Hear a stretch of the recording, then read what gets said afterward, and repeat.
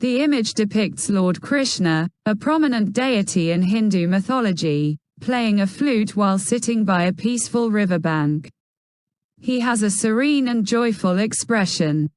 Krishna is adorned with a peacock feather on his head, a colorful garland around his neck, and traditional yellow garments.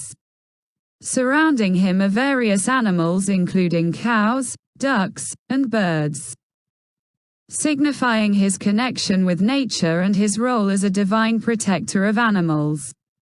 In the background, a majestic white building adds to the scene's tranquility and beauty. The bright, clear sky, with a few clouds and birds flying, creates a serene and harmonious atmosphere.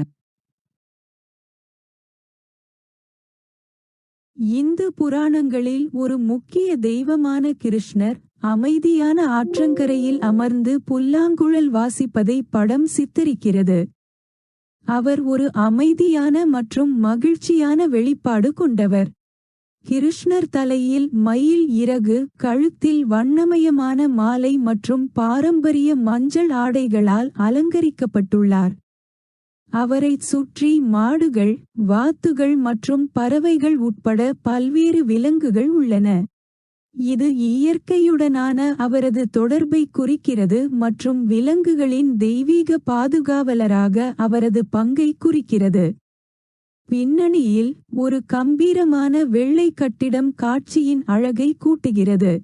பிரகாசமான, தெளிவான வானம், சில மேகங்கள் மற்றும் பறவைகள் பறக்கும் காட்சி அழகாக இருக்கிறது.